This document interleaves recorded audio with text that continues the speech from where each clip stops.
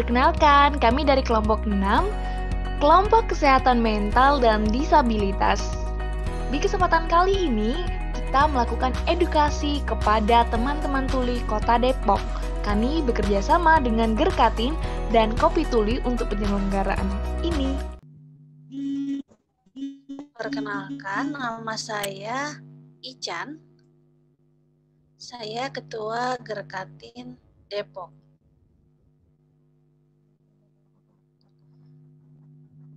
Saya mengucapkan terima kasih banyak kepada teman-teman panitia yang telah mengundang saya terlibat di acara hari ini. Mudah-mudahan acara ini bisa berjalan dengan lancar dan juga memberikan manfaat khususnya kepada teman-teman tuli di Depok.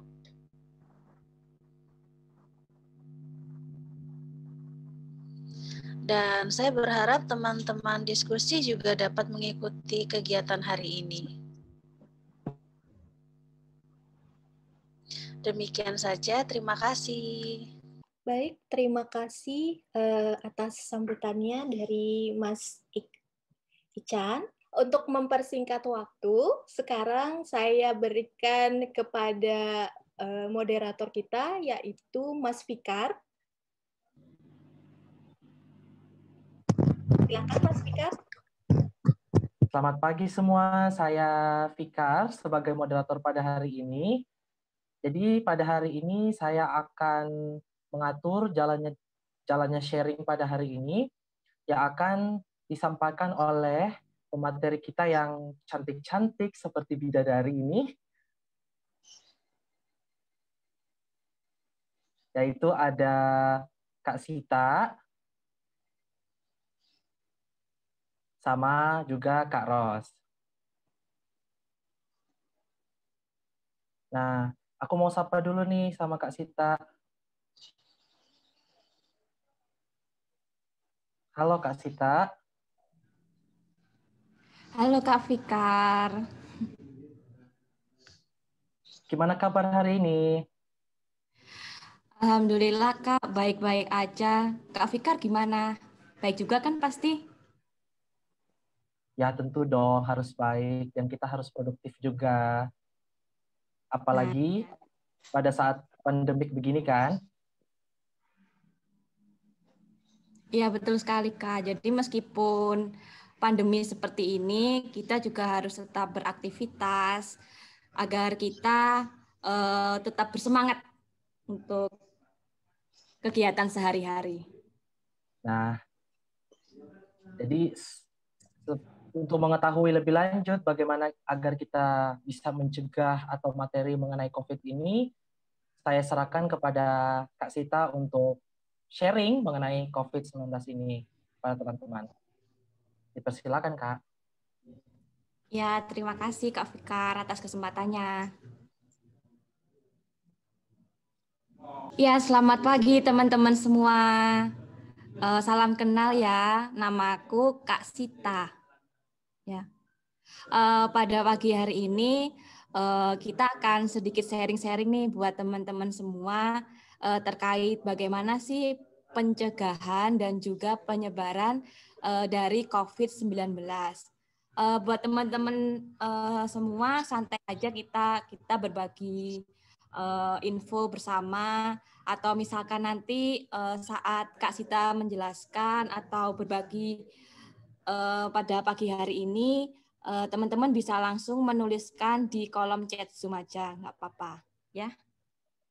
Oke, sebelum kita masuk ke materi pada pagi hari ini, Kak Sita ada sedikit mitos atau fakta. Nah, jadi sebelum Kak Sita mulai masuk nih ke materinya, Kak Sita ada game sedikit buat teman-teman semua. Namanya mitos atau fakta. Buat teman-teman yang penasaran, simak terus ya. Lanjut, Kak. Nah, untuk yang pertama, mitos atau fakta, selama menggunakan masker dan jaga jarak, maka virus tidak akan menular. Oke, mungkin dari teman-teman bisa menuliskan jawabannya di kolom komentar. Mitos atau fakta selama menggunakan masker dan jaga jarak, maka virus tidak akan menular.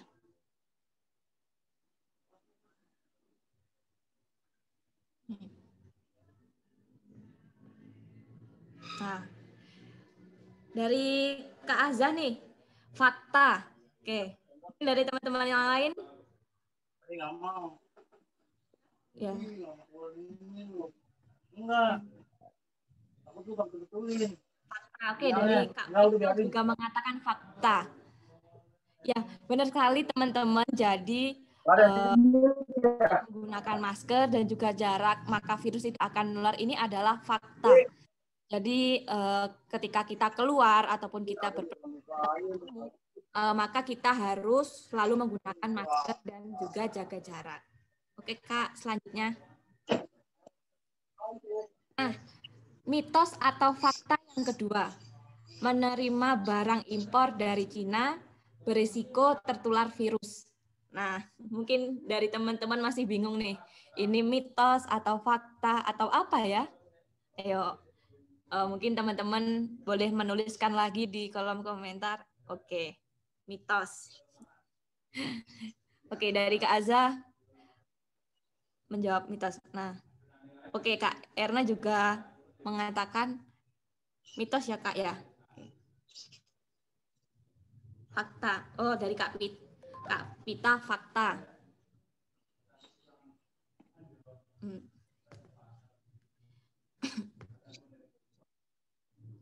Oke, dari Kak Azza mitos dan juga Kak Pita fakta. Nah, dari teman-teman, jadi sebenarnya untuk mitos atau fakta dari menerima barang impor dari Cina ini adalah mitos. Jadi kita memesan barang dari Cina atau misalkan dari luar negeri seperti Singapura ataupun Amerika, teman-teman nggak perlu khawatir akan tertular virus COVID ini karena dalam perjalanannya atau pengiriman barang itu biasanya kan bisa sampai 1 minggu atau lebih dari 1 minggu. Sedangkan untuk virus sendiri ini bisa bertahan di luar itu selama 24 jam saja. Seperti itu teman-teman. Jadi ini mitos ya. Oke. Siap. Lanjut. Nah, selanjutnya Kak Sita bakal sharing nih terkait apa saja sih Kak protokol kesehatan yang penting ditaati untuk pencegahan COVID-19. Lanjut Kak. Nah, sebelum kita mengetahui bagaimana protokol kesehatan terkait pencegahan COVID, kita juga perlu tahu nih teman-teman bagaimana cara kita untuk mengenali diri sendiri. Nah, jadi untuk kelompok yang paling banyak menyebarkan virus COVID-19 ini biasanya pada rentang usia 20 hingga 40 tahun. Jadi seumuran kita seperti ini bisa sekali untuk tertular virus COVID-19 dan juga dapat menyebarkan atau menularkan ke teman-teman kita yang lain. Sehingga kita juga perlu untuk menjaga protokol kesehatan ketika keluar dari rumah seperti itu. Nah, selain itu orang-orang dengan risiko tinggi tertular COVID ini, misalkan saja yang pertama ada orang yang berpenyakit penyerta atau memiliki penyakit lebih dari satu. Misalkan saja orangnya terkena hipertensi, selain hipertensi masih juga terkena diabetes ataupun juga terkena jantung seperti itu. Selain itu, ada juga nih teman-teman, orang-orang dengan risiko tinggi, misalkan kakek teman-teman, nenek teman-teman, ataupun orang-orang yang berusia lebih dari 60 tahun ke atas. Nah, seperti itu. Dan selanjutnya ada orang-orang yang memiliki daya tahan tubuh atau imunitas rendah. Biasanya sih orang dengan imunitas rendah ini diakibatkan teman-teman mengalami stres atau mengalami rasa tidak nyaman gitu ketika di rumah sehingga membuat teman-teman bingung. Nah, seperti itu dapat mengakibatkan imunnya menjadi rendah. Dan yang terakhir adalah mengalami obesitas berat badan berlebih. Oke, Kak. Next. Nah, selain kita mengenali diri kita sendiri, kita beresiko atau tidak untuk menularkan COVID, kita juga perlu mengetahui medan perang kamu. Nah, Kak Sita, apa sih artinya medan perang di sini?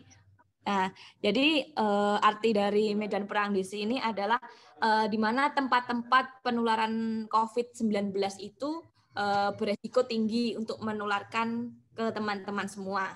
Jadi lokasinya ini dapat meliputi tempat yang penuh dengan kerumunan orang, kemudian seperti pasar, sekolah, kemudian stasiun, dan yang terakhir adalah gedung. Jadi gedungnya itu biasanya penuh dengan orang-orang seperti itu.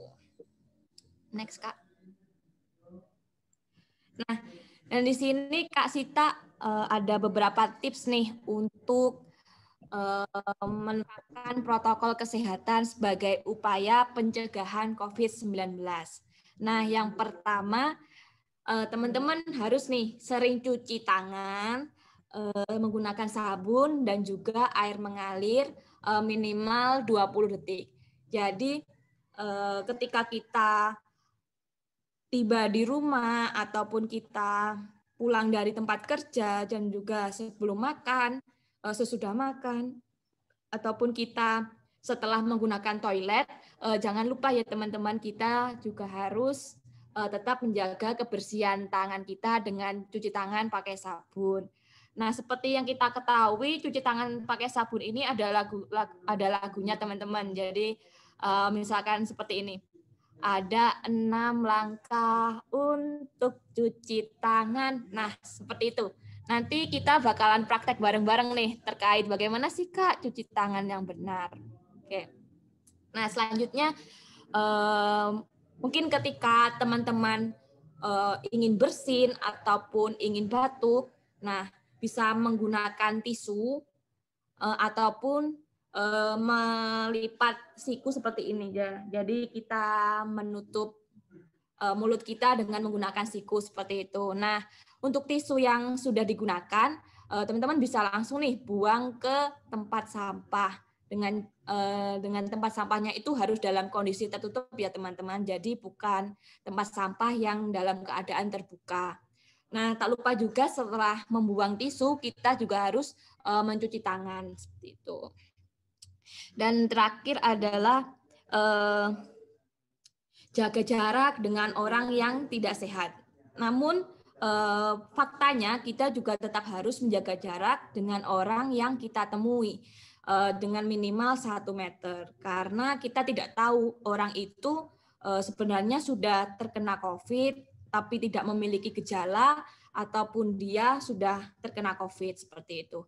Dan yang terakhir adalah hindari menyentuh wajah dan juga bersalaman. Nah, mungkin teman-teman ketika ketemu teman, ketika bertemu orang tua, tiba-tiba langsung menyentuh wajah atau memeluk mereka atau bersalaman. Nah, untuk saat ini mungkin dapat sedikit diubah ya teman-teman, seperti salamannya begini aja. Jadi tidak saling memegang tangan, kemudian ketika ingin memegang wajah tetap harus cuci tangan terlebih dahulu. Oke, lanjut Kak.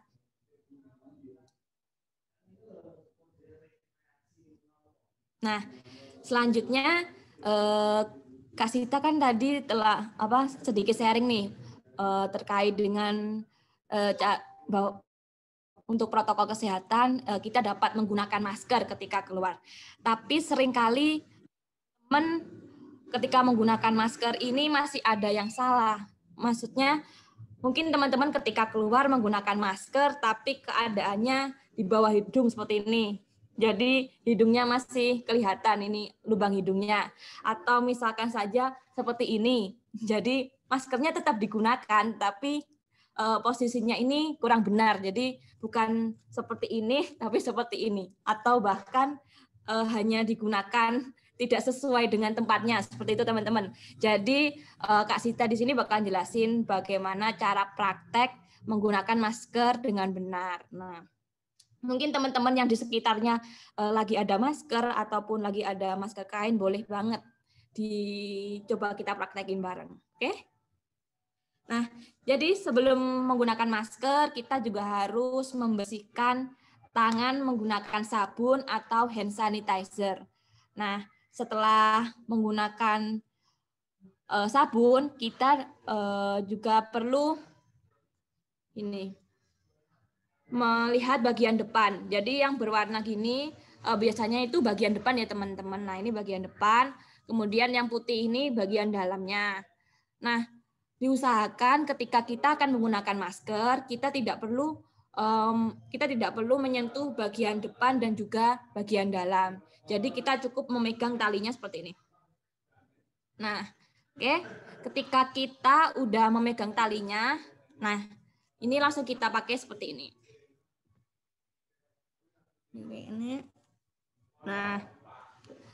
Nah seperti ini ya.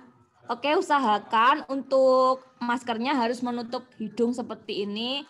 Nah, nggak lupa juga teman-teman, ketika kita pakai, kita juga harus begini, menutup ininya, bagian atas hidungnya seperti ini. Karena apa? Nah, ketika kita tidak menutup hidung ini, kemungkinan ada virus-virus yang dapat masuk melalui celah-celah di antara mata dan juga hidung kita seperti itu. Jadi usahakan ketika menggunakan masker harus dipencet dulu ya ininya, bagian sekitar hidung.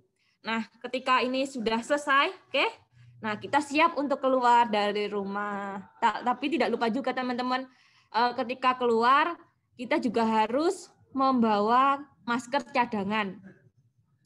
Karena untuk masker sendiri maksimal digunakan 4 jam dalam sehari. Jadi ketika teman-teman merasakan maskernya sudah lembab ataupun basah karena terkena air hujan, maka teman-teman perlu banget nih segera mengganti masker itu. Oke, siap.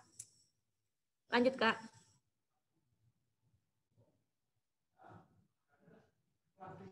Nah, untuk masker, membuang masker. Nah, ini juga tidak lupa sangat penting teman-teman ya. Ketika kita udah praktek ya cara menggunakan masker yang baik, sekarang kita juga perlu praktek nih teman-teman terkait dengan cara membuang masker sekali pakai.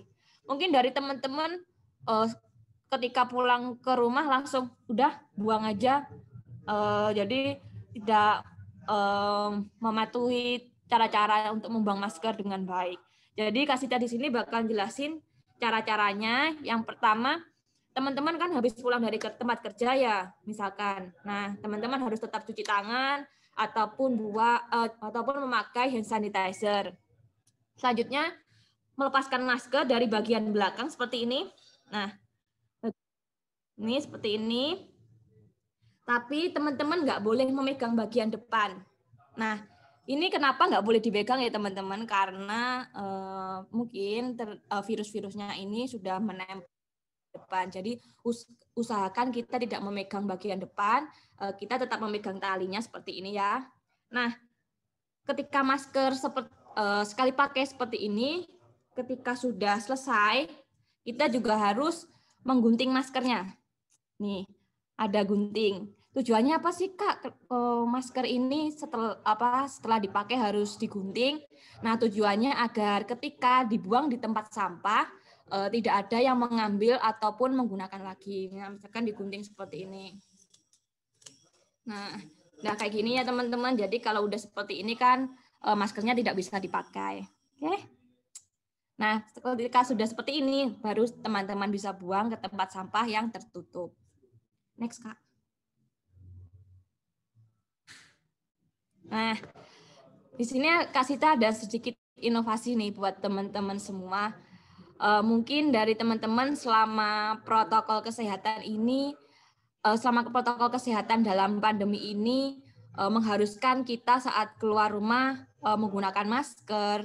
Nah, mungkin dari teman-teman sering mengalami sedikit kesulitan untuk membaca gerak-gerak bibir teman-teman ketika menggunakan masker seperti yang Kak Sita contohkan tadi.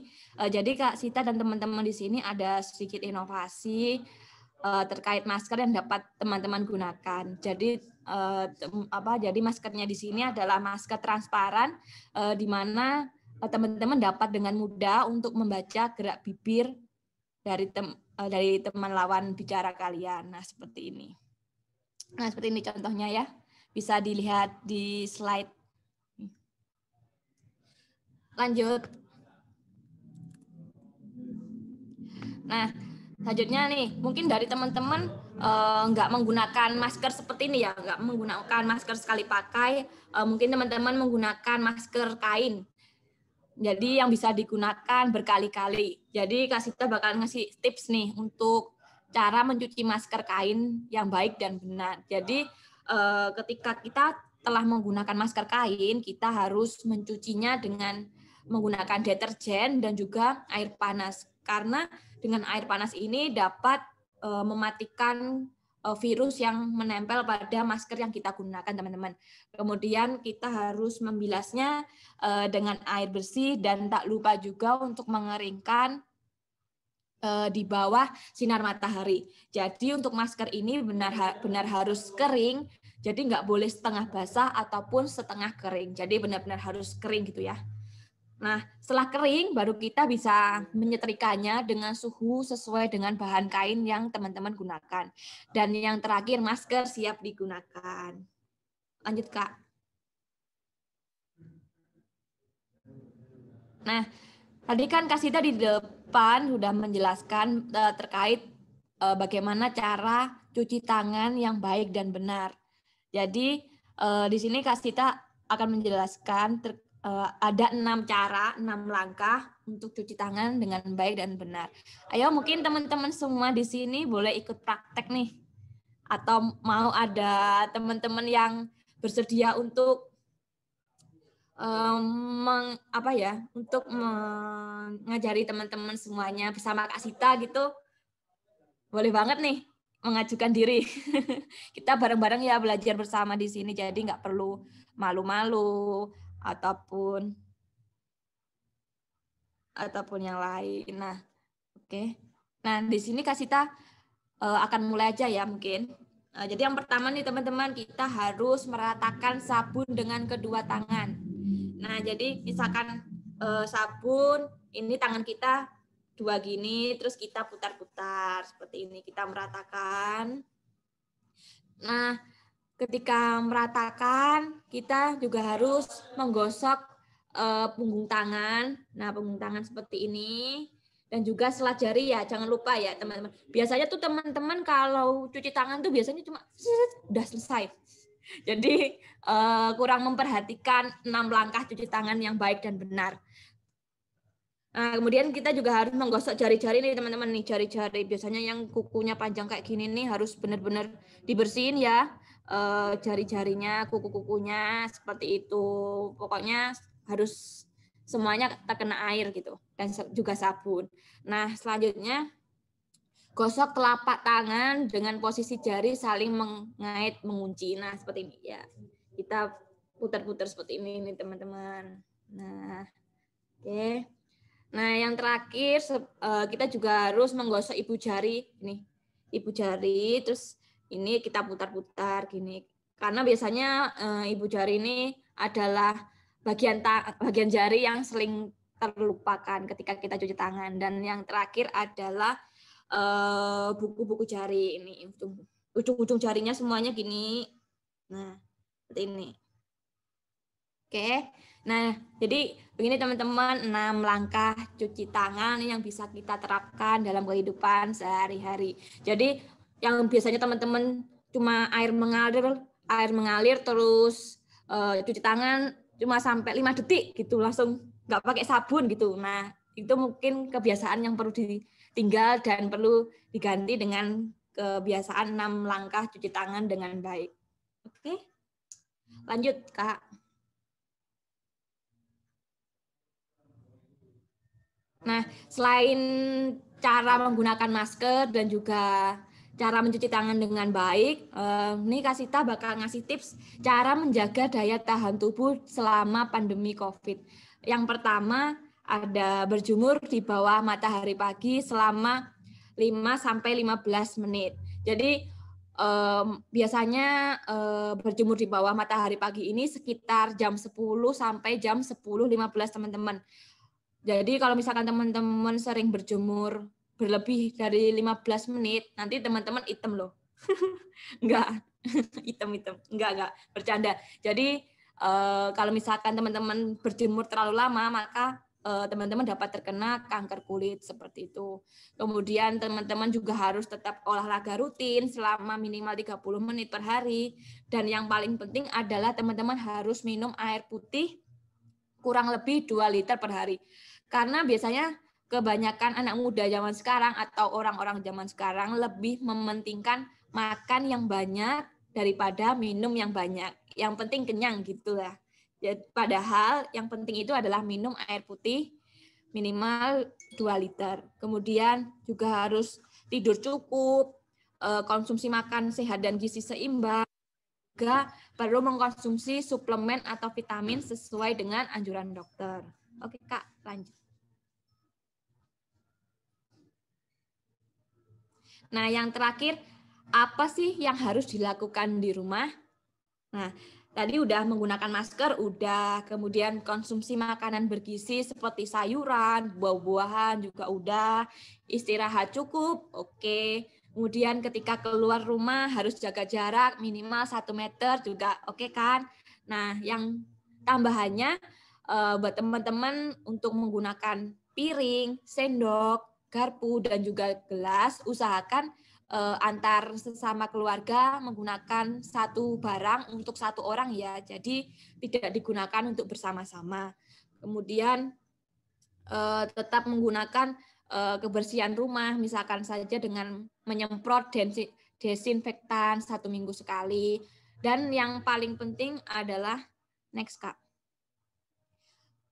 Ketika teman-teman merasakan gejala dari COVID-19 seperti ini. Contohnya demam 38 derajat ke atas, atau merasakan batuk, pilek, sakit tenggorokan, gangguan pernafasan, ataupun teman-teman merasa kehilangan untuk kemampuan membau ataupun merasakan makanan. Nah, teman-teman harus menghubungi fasilitas pelayanan kesehatan ataupun Fasyankes. Oke, dari Kak Sita ada sedikit kata-kata nih buat teman semua. Jadi virus corona ini bukanlah sebuah lelucon teman-teman. Jadi ketika kita keluar, kita juga harus tetap menerapkan protokol kesehatan. Seperti kita ketika berkumpul bersama teman-teman, kita harus menerapkan jaga jarak. Kemudian ketika berbicara juga pun kita harus menjaga jarak. Dan mungkin dari teman-teman juga dapat menggunakan inovasi dari kami seperti masker yang transparan tadi. Dan yang terakhir, kita harus mengenali dirimu, kenali musuhmu yaitu virus corona, dan juga kenali medan perangmu, kita berada di zona yang berbahaya atau tidak. Karena 1000 kali kau berperang, 1000 kali kau menang. Artinya ketika kita menerapkan protokol kesehatan dengan baik, maka kita tidak akan tertular virus corona. Sekian, terima kasih. Kak Sita kembalikan ke Kak Fikar. Baik, terima kasih. Nah, jadi untuk selanjutnya saya serahkan ke Kak Ros untuk membawakan materi mengenai kesehatan mental. Oke, baik. Terima kasih kesempatannya, Fikar. Jadi di kesempatan kali ini, Kak Ros, ya, manggilnya singkat aja Kak Ros dia. Kak Ros bukan berarti menggurui, bukan berarti orang yang paling pintar, gitu ya. Apalagi orang yang suka marah-marah, gitu ya, kalau di Upin Ipin. Tapi di sini Kak Ros ingin mengajak teman-teman untuk berbagi rasa, gitu. Mungkin bisa juga berbagi apa yang sedang teman-teman alami, gitu. Oke? Baik, jadi kalau misalnya teman-teman di sini merasa, aku jadi pengen cerita gitu ya, bisa banget dituliskan di room chat. Karena nanti siapa tahu di antara teman-teman di sini ada yang bisa menyampaikan gitu.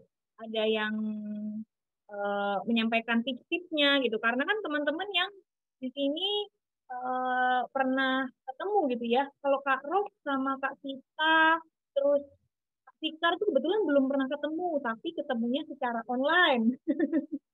Ya, kita sama-sama mahasiswa di KEUI gitu. Nah, terima kasih Kak Yanda. Jadi sekarang switch ke Kak Mada. Nah, di kesempatan kali ini judul besarnya adalah merawat kesehatan mental untuk teman tuli dari kami tim mahasiswa Pascasarjana FKM UI. Nah, boleh dituliskan nih teman-teman ketika teman-teman stres gitu ya, apa yang dialami oleh teman-teman dan apa yang teman-teman lakukan. Misalnya nih, kalau saya biasanya itu kalau stres, kayaknya aku butuh kopi deh gitu. Pengennya kopi tuli, tapi belum bisa minum kopi tuli karena jauh ya.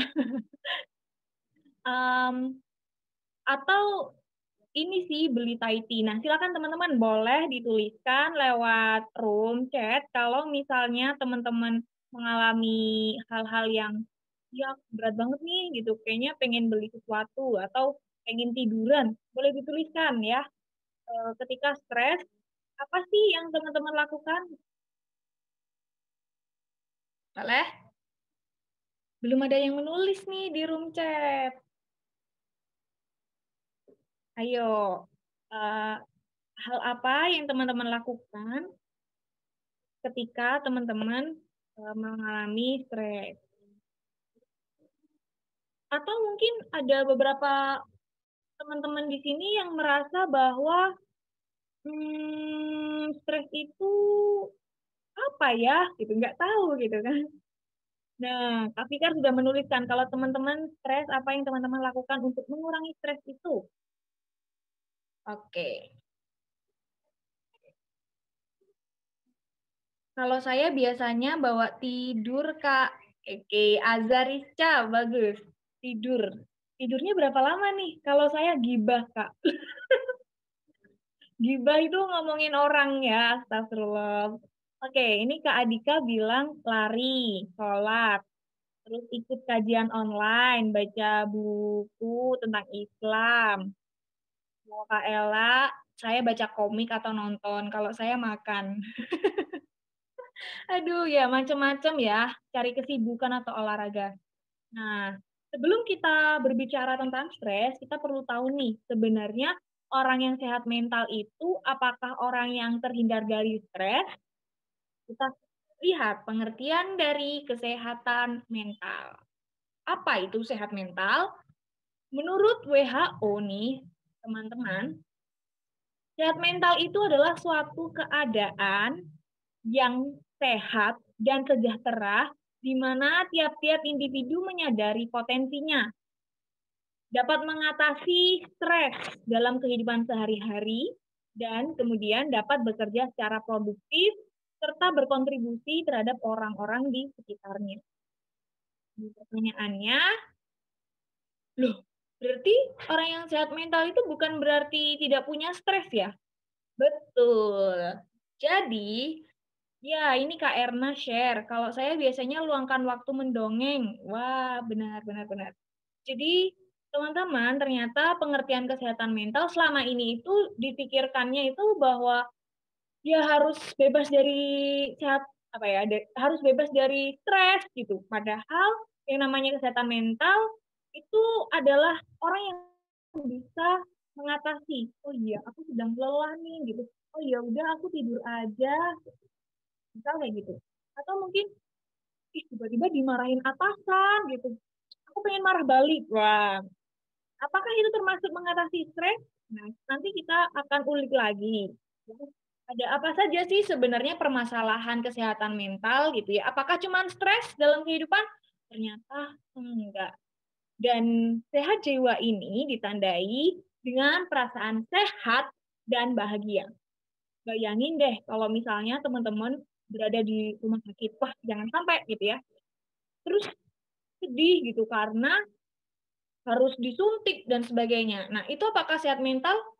Nah, itu bisa dipertanyakan. Ternyata sehat jiwanya sedang belum nih, kayak gitu, sedang dalam proses adaptasi untuk nyaman dengan suntik-suntikan, kayak gitu. Jadi perasaan sehat dan bahagia itu adalah ciri sehat jiwa. Terus yang kedua adalah dapat menerima orang lain sebagaimana adanya. Nah, Misalnya tadi Kak Ros mencontohkan dimarahin atasan gitu. Terus kita akhirnya jadi pengen marah gitu sama atasannya gitu kan. Atau mungkin dimarahin dosen gitu ya. Terus pengen marah balik ke dosen. Nah, apakah itu bijak gitu kan? Ternyata ya perlu dipertanyakan. Ternyata kita belum bisa menerima orang tersebut. Kita akhirnya jadi kayak bawa beban yang banyak gitu di pikiran gitu. Kalau misalnya ada batu di sini gitu ya, misalnya benci sama orang tua, benci sama kakak, benci sama bos, benci sama siapa gitu. Nah, ini kalau banyak, kepalanya jadi berat gitu. Nah, itulah yang jadi ciri bahwa kita mungkin sedang mengalami tidak sehat jiwa, tidak sehat mental. Dan yang ketiga adalah cirinya mampu menghadapi tantangan hidup. Mungkin nggak sih setiap orang itu bebas dari tantangan hidup? Nah, kita sendiri aja menghadapi tantangan hidup pandemi gitu ya. Penyesuaian dengan menggunakan Zoom, kemudian harus banyak-banyak membaca apa saja sih sebenarnya penyebabnya kena virus corona gitu. Gimana sih supaya terhindar dari virus corona, bisa mencegah dan benar-benar bisa bersih gitu. Oh, nah itu kan hal-hal penyesuaian yang membuat kita jadi juga muncul nih kekhawatiran. Waduh, kalau aku ketemu sama dia nanti dia bisa nularin nggak ya? Nah tadi sudah dikasih pesan juga sama Kak kita gitu ya bahwa sebisa mungkin hindari kerumunan dan orang-orang yang mungkin tidak bisa menerapkan protokol gitu, tidak bisa menerapkan protokol kesehatan. Dan yang terakhir nih, mempunyai sikap positif terhadap diri sendiri dan orang lain. Ini yang di apa ya? Yang disebut dengan self love. Self love. Ini tadi gaya fotonya udah kayak gini gitu ya, self love. Oke, selanjutnya Kak. Jadi jenis-jenisnya ternyata masalah kesehatan mental itu tidak hanya stres, ada yang namanya kecemasan. Kecemasan itu hampir sama kayak takut, tapi takutnya itu tidak dikenali gitu. Cemas aja gitu. Nah, kalau takut itu masih jelas, aku takut kuntilanak misalnya. Aku takut sama jarum suntik misalnya. Nah, kalau cemas itu, misalnya Kak Sita tadi mau tampil gitu, gimana nih gitu, terus tiba-tiba tangannya bergetar-getar gitu, terus berkeringat gitu. Nah itu termasuk cemas. Nah teman-teman selama masa pandemi, apakah mungkin terjadi kecemasan? Wah, misalnya ini pas pakai masker gitu ya, terus cenderung berkeringat banyak gitu. Ini kenapa sih gitu? Oh ternyata tubuh kita sedang beradaptasi juga loh, sedang beradaptasi bahwa khawatir, ada rasa takut kalau misalnya keluar nanti kena virus atau mungkin justru menyebarkan virus. Nah, itu bisa terjadi. Nah, boleh nih teman-teman sharing kira-kira kecemasan apa sih yang muncul di masa pandemi ini? Apakah ada yang kecemasan karena kuotanya takut habis? Atau mungkin takut jadi nggak bisa ketemu doi, ketemu pacar gitu kan misalnya. Ini ada yang sharing nih terkait stres. Saya pernah pengalaman stres. Apa alasan saya merasa kurang nyaman di rumah selama ini? Jadi saya kebutuhan kerja, tapi orang tua saya tidak boleh keluar dari rumah selamanya sudah 9 bulan. Nah ini silakan nih teman-teman, kalau misalnya ada kejadian yang serupa, apa yang bisa dilakukan sih? Boleh ya nanti di-share gitu. Karena sebenarnya stres ini bukan sesuatu yang harus kita hindari gitu ya. Aku nggak mau stres gitu, tetapi oh iya ada masalah nih, ada tantangan. Coba dipetakan apa sih yang sedang dirasakan. Oh aku tuh ternyata dirasa tidak dipercaya nih sama orang tua. Aku dirasa mengkhawatirkan gitu kalau misalnya aku keluar. Masa sih segitunya gitu. Nah, kira-kira mungkin nggak sih kita menyampaikan kesah itu kepada orang tua? Jawabannya adalah mungkin, karena orang tua itu bisa saja belum paham maksud kita gitu. Bu, aku tuh tidak bisa kalau misalnya tidak keluar gitu. Aku jadi banyak beban, aku tuh ada kebutuhan untuk keluar gitu. Aku pasti akan ini kok apa namanya tetap menjaga kesehatan kok. Aku tetap menjaga protokol gitu, memastikan bahwa aku harus pakai masker. Aku bawa masker cadangan, misal kayak gitu. Menarik ya. Terus ini nih, ternyata jenisnya juga ada nih, kesedihan, kehilangan. Nah, di masa pandemi ini, mungkin ada beberapa yang mengalami saudara kita atau mungkin teman kita gitu yang mengalami COVID-19, terus sedih dan update status ya, terus akhirnya bisa aja gitu. Tapi kan ya sudah, nanti kita akan kembali lagi memahami, oh apa nih yang sebenarnya kita rasakan, itu yang dinamakan emosi. Jadi emosi itu bukan berarti 100% marah gitu. Emosi sama dengan marah, bukan. Emosi itu adalah perasaan bermacam-macam. Boleh dilanjutkan, kayaklah kita geser ke emosi. Jadi emosi itu ada, ini sudah tadi ya. Jadi emosi itu ternyata banyak loh jenisnya. Jadi ada khawatir, ada yang namanya rindu. Itu emosi juga loh, rindu. Terus ada yang namanya sedih, kecewa. Terus habis itu juga bagaimana kita itu merasa bahwa ditinggalin sama temen tuh bener-bener pengennya tuh kayak sedih banget. Nah itu kan juga jenis-jenis emosi gitu, nggak sekedar sedih tapi sedih banget. Boleh dituliskan kira-kira emosi hari ini itu emosi apa? Kalau jatuh cinta apakah termasuk emosi ini? Kak Adika bertanya, iya termasuk emosi gitu. Dan emosi ini perlu kita sadari itu bahwa orang yang memiliki kesedihan itu bukan berarti tidak sehat jiwa, tetapi bagaimana mereka merespon gitu, ya. Bagaimana mereka merespon seperti yang tadi disayangkan gitu, bahwa reaksi kita terhadap sesuatu itu sangatlah penting untuk dikontrol. Lanjut, cara mengelola emosi nih, Kak Ella. Ternyata sudah Kakak terus jelaskan gitu ya di awal bahwa kita perlu mengenali emosi. Oh, ternyata ini sedang sedih. Oh, ternyata ini sedang kecewa. Aku sedang nggak mau tuh ditinggalin orang-orang terdekatku. Bisikan ke dirimu, oh saya tahu kalau sekarang saya mulai merasakan sedih. Nah, itu adalah cara supaya kita tahu nih perubahan emosi apa yang muncul. Supaya yang kedua nih, kita bisa menguasai diri. Nah, menguasai diri itu caranya seperti apa? Membuka nafas, atur nafas gitu. Kenapa ya Kak Ros kok nafas gitu yang dibahas? Ini kita bisa analogikan gitu ya, ketika misal kita itu tidak bisa bernafas gitu. Ya sama aja kita nggak bisa hidup dong. Nah kayak gitu. Jadi nafas itu adalah kebersyukuran yang tiada harganya. Udah keren banget ya. Kebersyukuran yang luar biasa gitu ketika kita bisa diberikan kemampuan untuk bernafas. Tetapi seringkali ketika kita punya kemudahan dalam bernafas, kita jadi lupa sama nikmat nafas itu. Nah makanya cara menguasai diri itu ternyata kembali lagi mengatur nafas.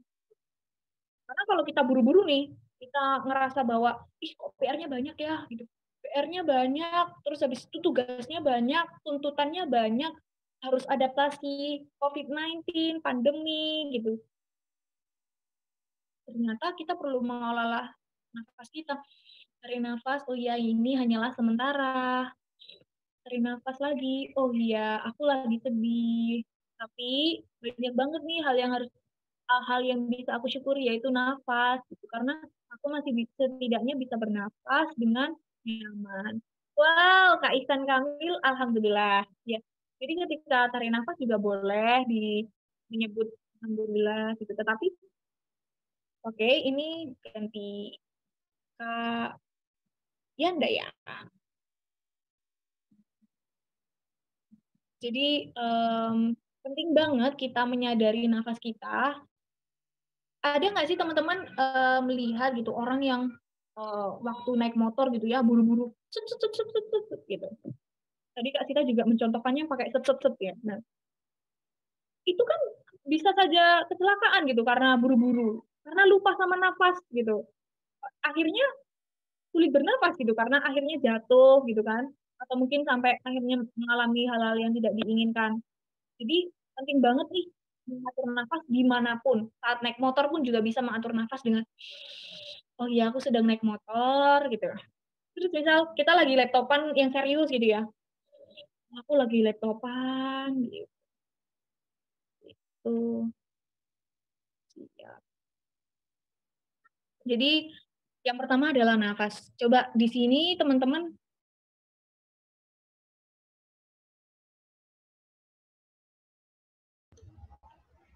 Oke, di sini teman-teman ada nggak sih yang merasa bahwa susah nih? Susah nih kalau misalnya, iya.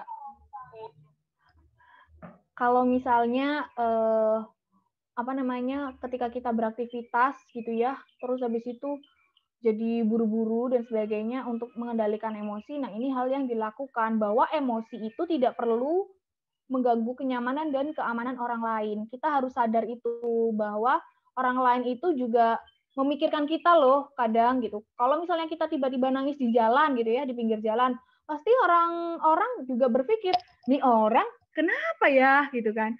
Nih orang kok nangis sih gitu. Aku pengennya nemenin, tapi aku siapa dan sebagainya. Jadi hal-hal yang seperti itu ketika kita berada di publik gitu ya, di lingkungan umum, harus dikondisikan emosi kita kayak gitu. Dan yang terakhir, tidak perlu berlarut-larut. Kalau sedih boleh, tapi jangan berlarut-larut. Kalau katanya Hindia ya, secukupnya. Sedih, bahagia itu secukupnya. Jadi teman-teman di sini tipsnya adalah cara mengelola emosi ini adalah kenali perubahan emosi, atur nafas, kemudian ingat selalu emosi kita sebaiknya tidak mengganggu orang lain. Selanjutnya terakhir nih, kita ada beberapa pesan sebenarnya ya Kak Ella. Ada beberapa pesannya itu yang ini nih, yang pertama paling penting ya, yang kedua dan 3, 4 ini bisa dibaca aja, bahwa kita harus bersikap empati. Wow. Kenapa kita harus empati? Karena COVID-19 ini melanda seluruh dunia dan bisa menyerang siapapun, tidak peduli ras, asal negaranya, tidak ada. Jadi tidak ada salahnya juga gitu bersikap empati kepada semua orang yang terkena mungkin mengalami virus ini. Ada ya beberapa yang muncul gitu bahwa kena virus berarti kurang bersih, kurang menjaga protokol kesehatan gitu. Tetapi kan ini adalah wabah yang terjadi. Jadi bisa saja gitu siapapun orang di sekitar kita terkena gitu. Nah, yang kedua adalah gunakan panggilan yang tepat. Jangan gunakan kasus COVID-19, korban atau keluarga COVID-19. Gitu. Gunakan kata orang dengan COVID-19. Karena ya itu untuk menghargai. Dan ketiga, mencari informasi secara berkala. Ada info bahwa oh iya ini vaksin sudah muncul gitu. Tetap berarti kita udah bisa bebas dong, nggak usah pakai masker gitu. Ternyata tidak ya teman-teman gitu. Jadi menurut informasi yang valid adalah kita harus tetap menjaga protokol meskipun kita sudah ada vaksin. Dan yang keempat nih, bisa buat teman-teman Tulip, bisa buat teman-teman UI juga nih, menjaga diri dan menjadi suportif. Seperti hari ini gitu ya, Kak Sita menyampaikan informasi, kemudian Kak Andika dan Kak Ican memberikan kesempatan kita untuk menjadi saling support gitu. Itu yang sangat penting sekali di masa pandemi ini. Kira-kira apa sih yang teman-teman masih belum terima gitu ya kalau misalnya pandemi ini kapan ya berakhirnya? Boleh dituliskan di chat ya.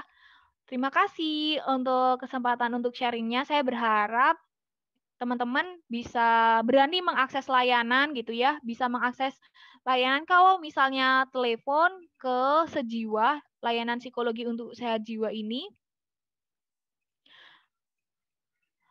bisa mengakses ke 119 dan untuk ininya adalah 8 ya, tekan 8.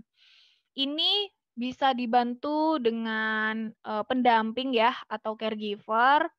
Kalau misalnya teman-teman merasa bahwa aku pengen curhat kayak gitu. Dan hubungi HIMSI yang di Depok. Ini terdekat lah gitu. Itu ya teman-teman. Kalau misalnya curhat, boleh nggak sih ke orang yang dipercaya? Boleh banget gitu. Kalau bisa kita curhat ke orang-orang yang memang tidak ngejudge kita, tidak menghakimi kita gitu. Yang kita misalnya nih curhat nih, aduh, kok ini ya pandemi nggak selesai-selesai ya. Aku tuh pengen keluar dan sebagainya. Aku pengen apa namanya ngerasain bebas nggak pakai masker kayak gitu. Terus ternyata orang yang kita curhatin jawabnya gini, ih kamu loh kok kayak gitu sih? Ini tuh pandemi, masa kamu belum beradaptasi gitu. Nadanya udah yang kayak gitu. Nah, kalau misalnya nada terus ekspresinya gitu. Baik, jadi boleh banget ya cerita ke orang yang dipercaya. Sekian, terima kasih. Oke, baik. Terima kasih untuk Kak Sita dan Kak Rosta. Kita berikan tepuk tangan kepada Kak Sita dan Kak Rosta sudah memberikan sharing mengenai COVID dan juga mengenai bagaimana kita meningkatkan kesehatan mental terlebih lagi di COVID-19, lagi di pandemik seperti ini. Berikut ini kita mau melemaskan otot-otot dulu, ya. Yang tegang, kaku habis ngeliatin kamera kan, ngeliatin Mbak Yanda sama Mbak Mada yang cantik ini. kita main dulu ya. Namanya Marina Song atau lagu Marina. Jadi nanti saya akan menyebutkan kata kunci seperti yang tertera di layar ini, teman-teman. Jadi untuk Marina, itu caranya adalah letakkan kedua tangan di dada. Oke? Marina letakkan ya, Marina. Kalau menari, begini gerakannya. Oke? Kalau merana itu sedih ya, jadi gini, gitu ya. Oke, kalau di atas, pegang bahunya. Oke, kalau di bawah, tunjuk ke bawah. Oke, menara buatnya seperti ini. Oke, sudah bisa? Kita coba ya. Teman-teman mungkin bisa dinyalain kameranya sambil kita cobain bersama-sama. Ups. Oke. Siap? Siap ya? 1, 2, 3. Marina menari di atas menara, di atas menara. Marina menari, Marina, Marina, di bawah menara, di bawah menara. Marina merana. Bisa? Oke, bisa? Oke, kita coba sekali lagi ya. Tapi saya tidak akan menirukan gerakannya. Jadi teman-teman kan tadi sudah latihan, teman-teman sendiri yang akan melakukan pergerakannya. Nah, panitia, mohon dicek ya teman-teman nih semuanya. Siapa yang udah oke gerakannya, sesuai, nanti ditandain ya, supaya nanti mungkin bisa dapat hadiah nih buat gamesnya. Oke?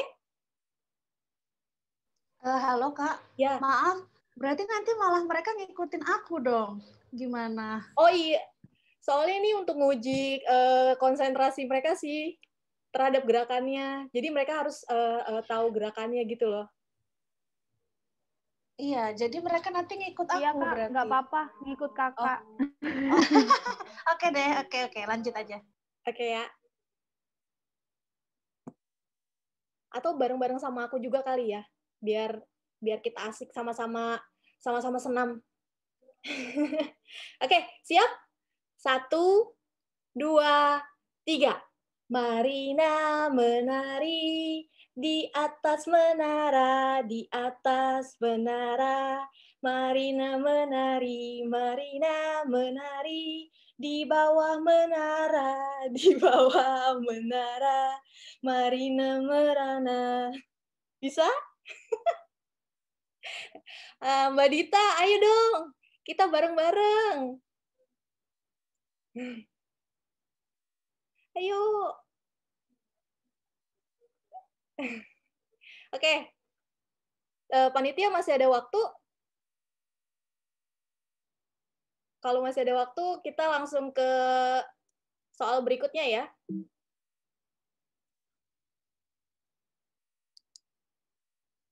Oke. Kita tes kecerdasan. Nah, teman-teman, nanti bisa diketik jawabannya di chat ya. Soal pertama.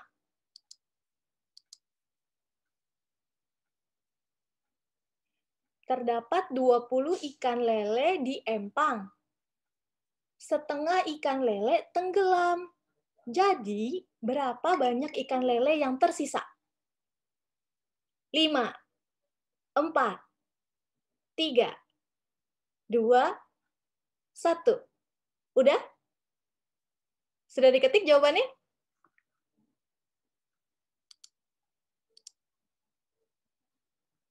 Oke. Jawabannya 10. 10. Oke. Kita lihat jawabannya sama-sama ya. Jawabannya 20, teman-teman. Kenapa? Karena ikan lele hidupnya di air, jadi nggak mungkin tenggelam, ya. Oke, kita coba lagi ya, soal berikutnya. 5 orang makan buah apel. A selesai makan sebelum B, tetapi duluan C. D selesai sebelum E, tetapi duluan B. Mari urutkan dari yang habis duluan sampai terakhir.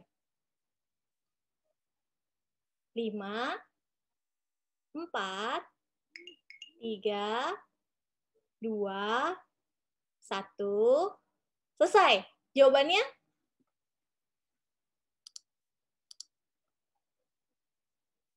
Oh, jawabannya D. D, E, B, A, C. Ada lagi yang punya jawaban lain?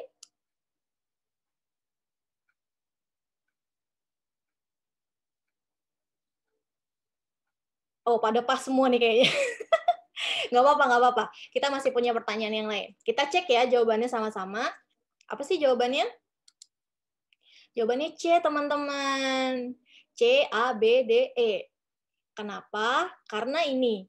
Pertama kan yang selesai dulu, yang dari soal yang pertama. A selesai makan sebelum B, berarti B baru A. Habis itu antara A sama C duluan C. Jadi C, A, B. Itu untuk yang pertama. Yang kedua, D selesai sebelum E, tetapi duluan B. Berarti setelah B, yang selesai duluan adalah D, kemudian yang paling terakhir adalah E. Begitu. Pusing ya? Iya, nggak apa-apa. Kita harus mengatur emosi ya. Oke, saya pusing gitu. Oke, soal berikutnya. Ada 5 angsa di kandang. Dikali 2, berapa jumlah angsanya? Oke, ini pertanyaan terakhir deh. 7. Oke. Ada lagi jawaban yang lain?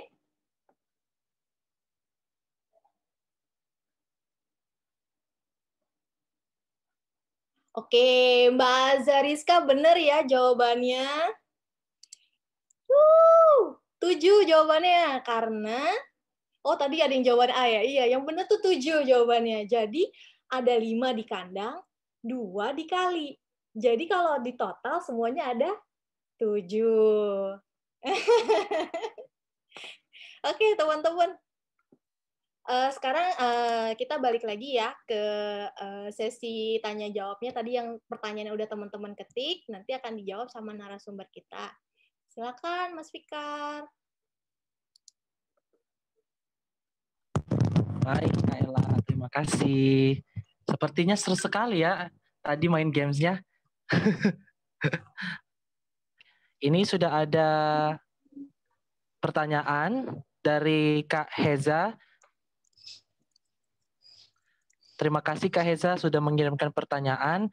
Kayaknya ini bisa saja sih dua narasumber menjawab pertanyaan ini. Ini pertanyaannya begini. Mau tanya, kalau masker, mau sholat, maskernya dilipat, lalu dikantongin. Setelah selesai sholat, kembali memakai masker lagi. Itu gimana ya, Kak? Nah, mohon dijawab buat narasumber.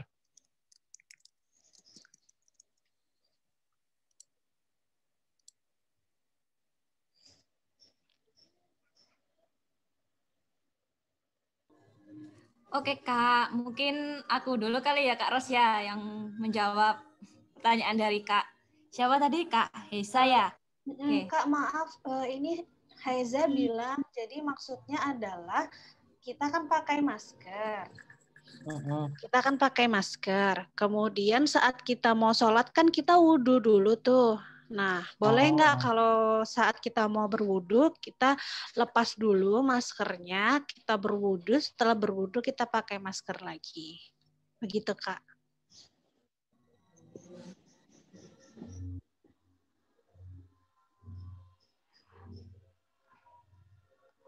Oke, Kak. Mungkin bisa ya ketika kita ingin sholat, kita dapat melepas masker yang kita pakai sesuai dengan tadi ya Kak yang udah kita sharing-sharing bareng nih, yang cara melepasnya harus memegang bagian talinya, jadi tidak memegang bagian dalam dan juga bagian luar dari masker itu. Nah, kebetulan Kak Sita di sini udah nyediain berupa amplop nih. Jadi misalkan teman-teman keluar dari rumah ataupun misalkan lagi beribadah dan juga ingin wudhu, ketika melepas masker, maskernya ini bisa langsung dimasukin ke dalam amplop ini teman-teman. Jadi bisa dimasukin seperti ini.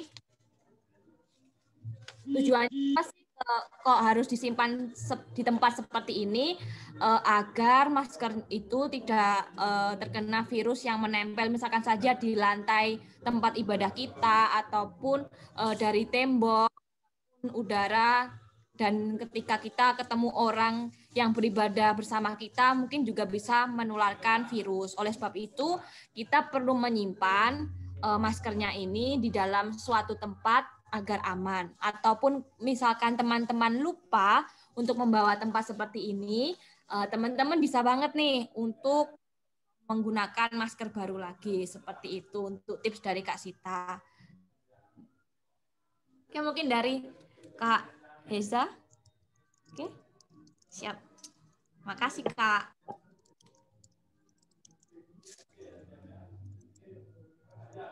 Baik, terima kasih Kak Heza sudah memberikan pertanyaan. Maaf tadi kalau ada salah memberikan pertanyaan ke narasumbernya.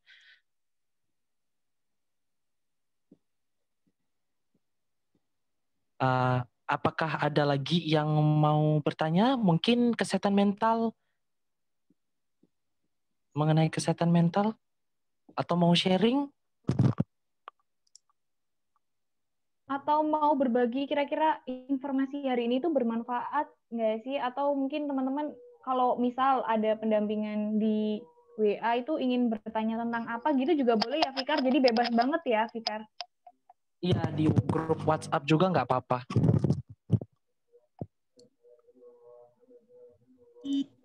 Iya. Senang banget bisa bertemu dengan teman-teman Tuli hari ini. Kami dari teman-teman UI ini baru pertama kali mengadakan sesi online dan membicarakan tentang 2 topik sekaligus gitu. Kemarin kita bertemu dengan Kak Adika, mikirnya adalah apa ya yang sekiranya dibutuhkan kayak gitu. Karena kami kebetulan ada kegiatan yang diminta untuk share tentang COVID-19. Mungkin ada mitos fakta yang masih belum difahami ya Kak Sita, makanya kita mengangkat topik COVID-19 gitu.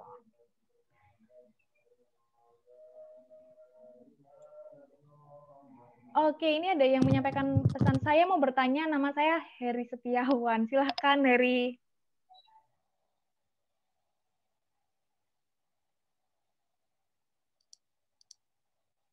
Bisa unmute saja langsung, tidak apa-apa kalau berkenan. Oh, oke, maaf saya nggak bisa on cam. Halo, nama saya Heri. Saya ingin bertanya terkait kesehatan mental. Jadi, mungkin ini permasalahan-permasalahan yang lalu ya, seperti bullying atau bahkan ada masalah-masalah yang lain yang menyakitkan. Tapi terkadang pada saat waktu tertentu, masalah itu muncul aja di dalam pikiran. Nah, gimana cara ngatasinya biar kita bisa berdamai atau bahkan bisa menghilangkan masalah tersebut? Terima kasih. Oke. Terima kasih Heri atas pertanyaannya. Saya coba menjawab ya. Jadi ini mungkin saja teman-teman mengalami masa lalu yang teringat kembali begitu ya. Nah, caranya bagaimana sih mengatasi hal tersebut gitu ya? Mungkin agak-agak bingung kita gitu kan. Kok kayaknya aku banyak masalah gitu ya. Padahal sebenarnya it's okay untuk berdamai sama masa lalu gitu. Nah, prosesnya gimana nih untuk menerima masa lalu? Memang butuh waktu gitu ya. Tetapi ada kan ya quotes gitu yang bilang bahwa waktu akan menyembuhkan kamu gitu. Sebenarnya quotes itu ya salah gitu. Bukan waktu yang menyembuhkanmu. Sebentar, ada suara.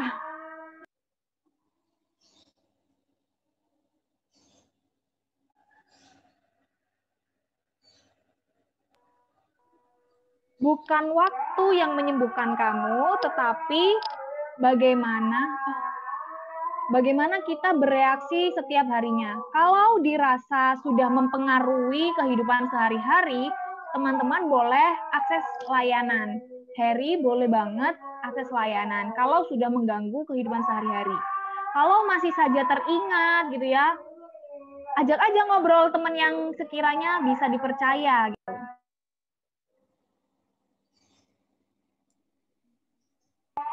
Nah, teman yang bisa dipercaya itu beda-beda. Ada teman kuliah, ada teman waktu dulu pas SMP, pas SMA, atau mungkin teman kerja gitu, atau mungkin orang tua. Nah, beda-beda ini perlu dikenali gitu loh. Tipe aku tuh kalau misalnya cerita ini tuh bagusnya ke siapa sih yang paham gitu. Oh, yang paham itu temanku SMP misal. Karena dulu dibulinya pas SMP. Dulu itu aku emang ini ya, bullyable ya, atau kayak ketika orang ngelihat aku pasti pengennya ngebully gitu rasanya. Sebenarnya bagian mananya sih yang bikin pengen ngebully? Nah, dengan ngobrol kita tuh jadi tahu gitu loh bahwa sebenarnya bukan salah kita untuk memiliki misalnya penampilan dibulinya. Bukan salah kita kok penampilannya seperti ini.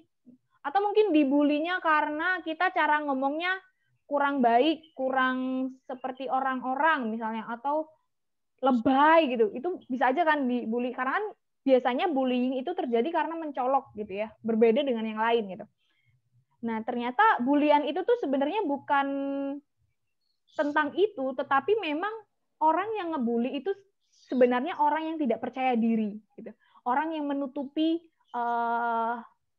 rasa rendah dirinya.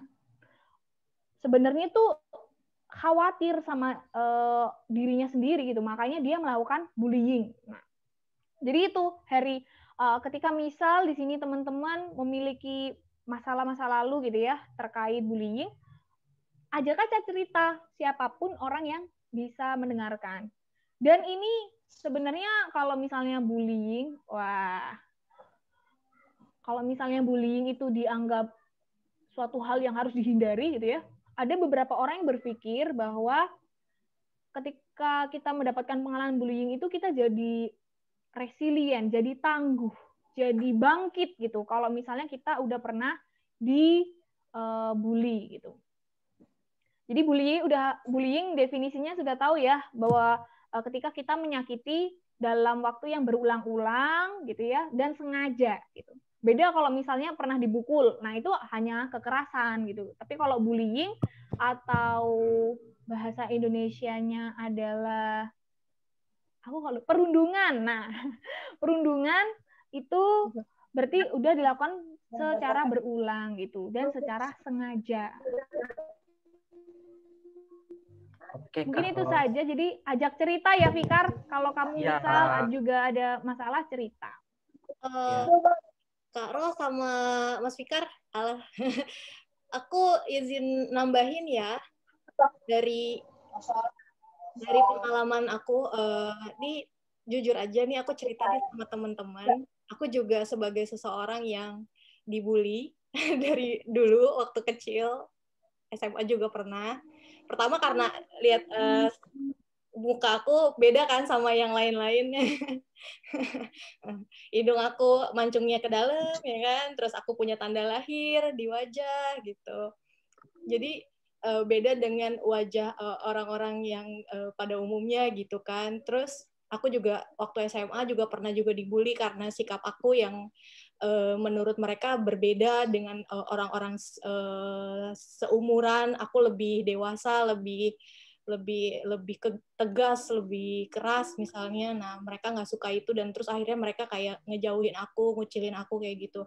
Nah, hal yang aku lakukan adalah emang susah ya untuk bangkit dari rasa sakit itu gitu. Cuman hal yang bisa aku lakukan itu ada 2 hal. Pertama, namanya 2F. 2F itu pertama forgive. Forgive atau memaafkan. Jadi ini emang agak susah ya, antara memaafkan diri sendiri atau memaafkan perbuatan orang lain yang telah menyakiti diri kita. Itu susah banget, tapi bisa dilakukan. Dan itu butuh proses untuk bisa melakukan itu gitu. Yang pertama adalah forgive atau memaafkan. Yang kedua adalah forget atau melupakan.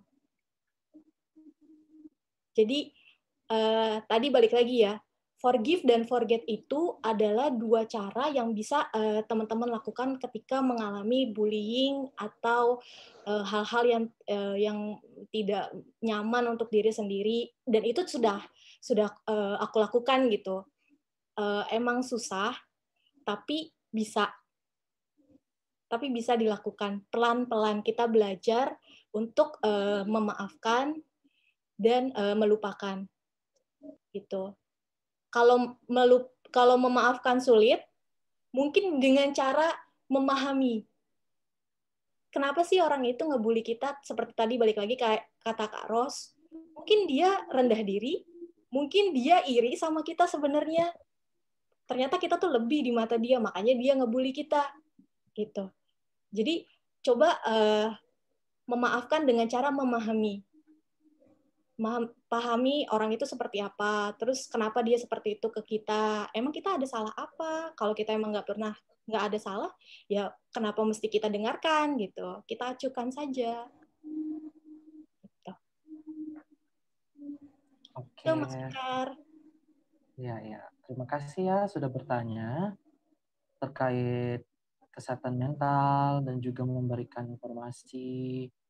Apalagi kan masalah ancam mengancam ya, kalau bully ini itu banyak kekerasan, baik secara misalnya, aduh kamu tuh, mohon maaf ya, kamu tuh beda dari kita, kamu tuh nggak bisa ngomong, kamu tuh nggak bisa ngeliat, kamu tuh, mohon maaf, tuli, gitu. Itu kan termasuk salah satu bully atau bully atau mengejek begitu ya. Nah, dengan cara bagaimana sudah dijelaskan tadi, menerima, memahami, memaafkan, dan tentunya kita kalau ada masalah jangan lupa menceritakan ke orang yang kita percayai, entah keluarga, teman dekat kita, sahabat kita, ataupun komunitas-komunitas kita. Nah, di sini ada sharing juga nih dari Kak Pita. Aku bacakan ya. Kak Pita Sihombing. Terima kasih Kak udah mau sharing ya. Terima kasih udah mau mengirimkan sharingnya. Nah, ini dari Kak Pita. Aku pernah pengalaman dibully sejak SMK dan kuliah PSI. Karena mereka tidak suka melihat saya tuli dan tidak mau berteman sama saya. Jadi saya merasa emosi dan stres. Bagaimana cara bisa berkomunikasi sama teman-teman dengar dan termasuk juga dosen. Apalagi dosen tidak terlalu perhatian saya tuli. Jadi saya sudah tidak nyaman sekali. Maka saya sudah mulai stop semester 3, sudah tidak lanjut kuliah lagi. Akhirnya saya mulai melupakan tentang buruk dibully dan saya akan tidak dan saya akan tidak menerima memaafkan dari teman-teman dan dosen juga sebab mereka semua sudah melakukan hal buruk, jadi saya trauma. Gitu. Kalau sebelum kita lanjut ke selanjutnya, mungkin Kak Ros bisa menanggapi sedikit kali Kak tentang sharing ini dari Kak Pita, dari sudut pandang Kak Ros sebagai seorang psikolog. Oke. Bagus sekali Kak Sita ini. Yang pertama ketika kita mendapatkan cerita seperti ini, oke ada suara ya. Mbak Mila diem.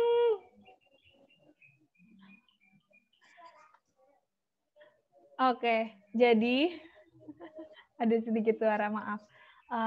Ketika kita bercerita itu setidaknya mengurangi rasa beban kita gitu. Jadi kalau misalnya ada momen untuk bercerita, silakan untuk bercerita dengan orang yang tentunya sudah teman-teman anggap orang yang bisa dipercaya dan tidak akan menyebarkan.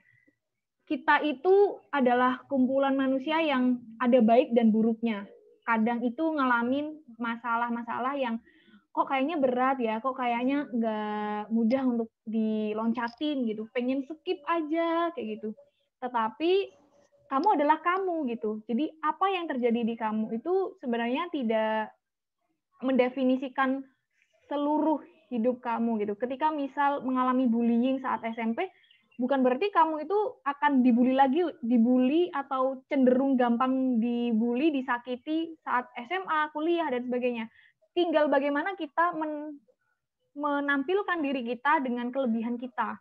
Kalau kita fokus ke dalam keterbatasan atau kekurangan kita biasanya sangat mudah sekali untuk sedih dan berlarut-larut. Seperti yang ditampilkan di PPT tadi ya, bahwa kenali emosi, atur nafas, kita itu worth, kita itu berharga kok. Kita itu selalu bisa menemukan potensi kita dengan banyak cara. Dan itu memang butuh proses, butuh penelaan gitu kan, butuh belajar gitu loh. Sebenarnya aku passionnya apa sih gitu. Dan apakah orang lain membutuhkan aku? Misalnya hari ini Kak Ros sharing tentang kesehatan mental karena dulunya kuliah di psikologi. Apakah semua orang yang di psikologi sharing tentang ini? Ternyata enggak, karena mungkin tidak suka, karena mungkin mereka merasa bahwa tidak suka bertemu dengan orang di depan umum seperti ini gitu ya. Nah, itu kan hal-hal yang berbeda setiap orangnya. Nah, teman-teman di sini semuanya ayo digali potensi sebenarnya aku bisanya apa, aku bisa berkontribusi apa, dan orang-orang suka ya kalau misalnya aku berkontribusi kayak gitu. Nah, oleh karena itu untuk tahu suka tidak suka, kita sebagai teman di sekitar harus mendukung gitu, harus menguatkan gitu. Ketika ada satu orang yang mengalami dibully, bukan berarti dijauhin, tapi ditanya bagaimana perasaan kamu gitu, kamu sedih ya gitu. ditarik, diajak ngobrol gitu. Jadi nggak apa-apa kalau misalnya merasa sedih, sakit ketika ingat terlintas masa lalu gitu ya. Karena memang kita tidak bisa benar-benar lupa gitu. Tetapi setidaknya dengan kita berusaha memanfaatkan waktu dengan baik, kita jadi tahu bahwa oh iya ya ternyata pengalaman masa lalu tuh udah bisa diketawain, hahaha gitu. Jadi dengan kita ketawa, menertawai, ih ternyata dulu aku kenapa ya sedihnya kok sedih banget ya, baper banget gitu. Tapi ya sudah, itu proses kehidupan gitu. Sekarang ya kekurangan itu masih ada di aku ternyata tetap bisa beraktivitas seperti biasa, aku bisa melakukan sesuatu yang bermanfaat, it's okay gitu. Nah itu proses untuk menerima yang butuh ini ya, waktu gitu. Tapi bukan waktu yang menyembuhkan, tapi bagaimana nih otak kita, cara pikir kita gitu. Kalau dipenuhi sama pikiran negatif, ya akan jadinya tidak maju. Nah ini luar biasa, sudah berani menceritakan, sudah nyaman dengan hal-hal yang mungkin sebenarnya tidak mau diceritakan, tetapi ya kayaknya perlu dikeluarkan gitu. Jadi kalau kita sudah nyaman dulu sama masalah itu, kita perlahan akan nemuin jalannya kemana gitu. Oh iya, dengan curhat misalnya gitu. Terima kasih ya yang sudah bercerita. Kak Ros pun bisa berdiri di sini bukan berarti nggak punya masalah. Pasti punya masalah juga gitu. Tetapi balik lagi, oh iya hari ini aku harus sharing nih, aku harus mengondisikan bahwa aku siap mendengarkan cerita. Jadi kalau ibarat sebuah botol nih ya, Kak Ros bawa botol nih. Botol ini masih ada isinya, jadi siap untuk dituangkan gitu. Tapi kalau misalnya botol ini penuh ya, mau dikasihkan ke mau diisi terus gitu ya, diisi akhirnya keluar semua gitu kan. Bocor, bukan bocor. Botol ini jadinya airnya meluber dan terbuang sia-sia gitu. Nah, jangan sampai seperti itu. Kalau misalnya emang perlu dikosongin, ya dikosongin dulu. Kita buang dulu dengan bercerita, dengan menulis, atur nafas. Tadi trik-triknya bisa diterapkan dengan mudah ya. Jadi hal itu yang membuat kita jadi, kalau misalnya kita lagi dicurhatin nih, Fikar nih, lagi dicurhatin terus ngerasa, maaf ya botolku penuh gitu. Nggak apa-apa kayak gitu, bilang aja. Belum bisa dicurhatin aku, jangan curhat ke aku gitu. Ya, makasih Kak Ros. Kayaknya ini terbatasan waktu juga kita ya. Mungkin ada yang mau curhat-curhat atau mau sharing-sharing informasi juga.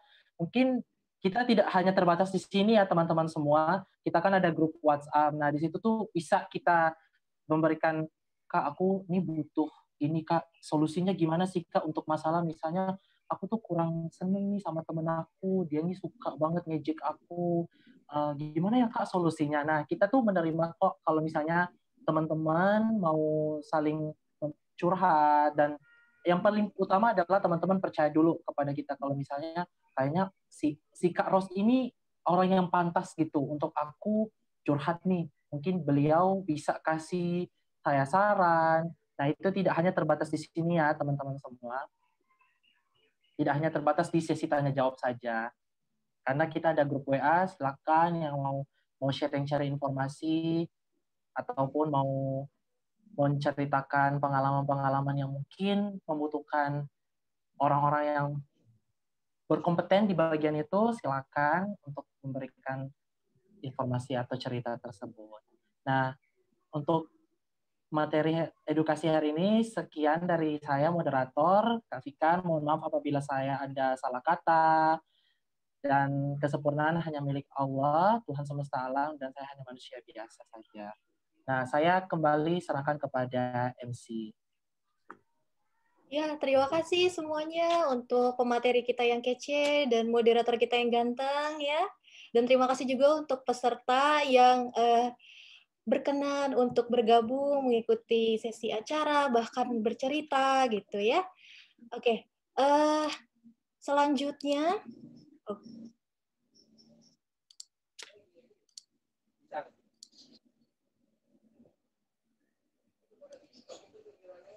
sudah terlihat layarnya? Ini kesimpulan yang bisa saya sampaikan buat teman-teman dari yang kita pelajari hari ini ya. Belajarlah dari bulu ketek. Walaupun selalu terhimpit, tapi tetap tegar, bertahan, dan tumbuh. Oke? Ini insight-nya sangat keren sekali ya. Iya, betul. Betul. Jadi walaupun dia Betul, tetap terhimpit, tapi tetap tegar, bertahan, dan tumbuh, gitu ya. Jadi kalau ada masalah, tetap tegar. Iya, betul. Betul, Mbak Dita. Oke, next. Namanya juga hidup, pasti banyak cobaan. Kalau banyak cucian, laundry aja. Oke? Ya, teman-teman ya. Jadi jangan dibawa stres ya, dibawa fun aja. Kalau emang udah terlalu penuh botolnya, boleh curhat, cari teman curhatnya. Boleh ke kita, teman-teman dari UI, boleh. Kalau mau cerita, mau langsung WA pribadi, Kak, aku mau cerita boleh. Ya boleh, nanti tinggal hubungin aja gitu ya. Balik lagi ya teman-teman, namanya juga hidup, pasti banyak cobaan. Kalau banyak cucian, laundry aja. Oke. Next, sesi berikutnya adalah penyerahan sertifikat untuk pemateri kita. Kali ini ada untuk Kak Ros sama Kak Sita nanti belakangan ya. Terus untuk penyerahan sertifikat berikutnya adalah untuk mitra kita. Dari yang pertama adalah dari Mas Ihsan. Terima kasih sekali sudah mau bekerja sama dengan kami. Dan terima kasih juga. Semoga nanti ke depannya kalau ada acara lagi kita bisa bekerja sama lagi ya untuk ke depannya. Karena ini menarik sekali sama teman-teman tuli juga. Nanti untuk sertifikatnya nanti akan dikirimkan ya. Ini hanya secara simbolis saja. Oke, terima kasih Mas Ihsan. Kemudian yang kedua ada untuk Mas Adika Prakoso. Terima kasih banyak Mas Adika telah bersedia bekerja sama dengan kami. Sudah mau direpotin ya di WA terus gitu kan. Terima kasih ya. Kemudian terima kasih juga untuk juru bahasa isyarat kami nih, ada Mbak Mada. Ya udah keren sekali. Dan yang kedua ada Mbak Yanda, terima kasih juga. Maaf loh kemarin kita ya sampai malam-malam ya rapat. Sudah menyediakan waktu dan terima kasih sekali.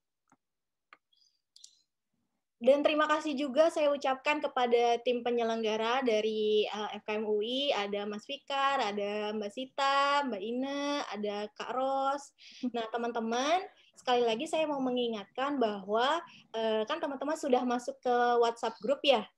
Jadi untuk WhatsApp grupnya ini teman-teman masih tetap boleh stay kok di sana. Nanti kita bisa share-share informasi atau teman-teman mau curhat, boleh teman-teman tinggal pilih aja salah satu dari kami. Kalau misalnya teman-teman percaya, silahkan boleh pilih dari kami. Terus mau chat langsung pribadi, bisa share-share, sharing-sharing ya. Gitu. Terus makasih banyak teman-teman udah bersedia luangkan waktunya untuk bersama di sini, belajar bersama, terus sharing. Semoga di lain waktu kita bisa ketemu lagi dan bisa sharing tentang informasi-informasi lainnya yang menarik buat teman-teman semua. Kami dari panitia mohon maaf apabila ada kekurangan dan apabila masih ada kata-kata yang kurang berkenan untuk teman-teman semua. Gitu. Dan untuk Kayla, kalau mungkin ada teman-teman yang ingin berbagi. Oh iya, satu lagi ya, teman-teman, kami mohon ya, dong pesan-pesan ada yang bersedia untuk memberikan kesan-pesannya dan kesan-pesan saran untuk kami selaku panitia dan penyelenggara dan partner kami dari Kopi Tuli dan Gerkatin, supaya mungkin jadi masukan untuk pertemuan yang akan datang, mungkin sesi sharing berikutnya nanti. Silakan teman-teman. Mungkin pengen ditingkatkan lagi vouchernya. Oh gitu ya. Atau pulsanya mungkin ya. Ya, dari Kak Adika mau menyampaikan. Ya. Oh iya. Jadi ada sedikit masukan buat teman-teman. Minta tolong di spotlight, Mbak, dari Mbak Dita bilang tolong di spotlight ke adikanya. Yes. Jadi dari Kak Adika memberikan saran, H-1 mungkin kita ada briefing bersama dulu. Dan juga kita diberi akses co-host karena tadi beberapa video jadinya keacak gitu. Jadi kita juga bingung untuk mencari-cari siapa yang sedang berbicara. Gitu aja Kak, terima kasih. Terima kasih Mas Adika. Iya, masukannya bagus sekali ya, karena ini kami mohon maaf juga karena ini pertama kalinya kami melaksanakan kegiatan online dan juga bersama teman-teman tuli dari Depok. Ini jadi masukan yang sangat berharga sekali buat kami. Semoga kedepannya nanti bisa diperbaiki lagi ya, supaya lebih oke. Ada lagi teman-teman mungkin yang mau kasih saran atau masukan kesannya terhadap acara kita kali ini?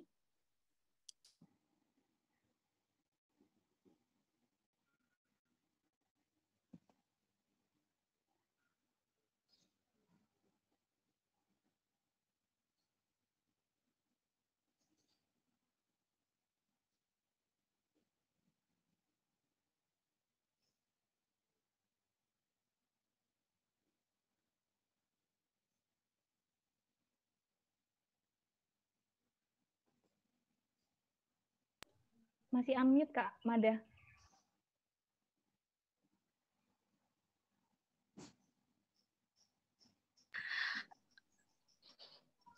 Baik, dari perkenalkan nama saya maaf, freeze. Oke, ulangi.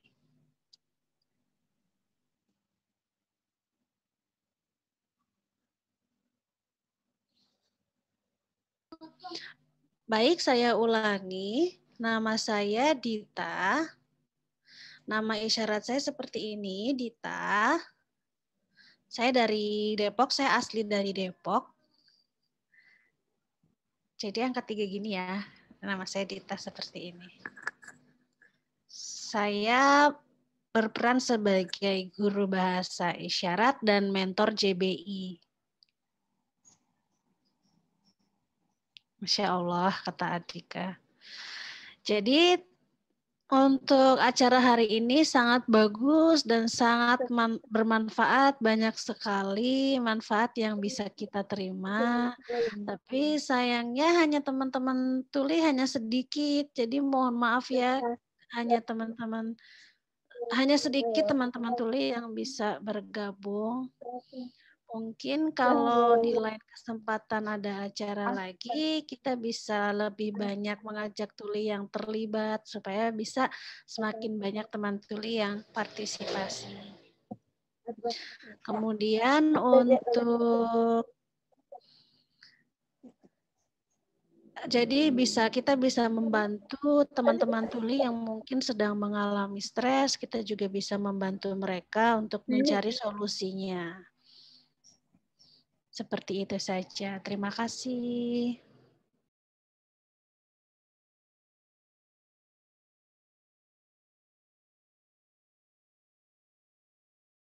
Terima kasih ya masukannya dari Mbak Dita. Kelihatan nggak ya? Oke. Ya, oke. Karena sudah waktu menunjukkan 12.10 ya, waktunya makan siang di rumah masing-masing. Jadi saya tutup acaranya kali ini. Sekali lagi terima kasih banyak atas kesediaannya untuk berpartisipasi.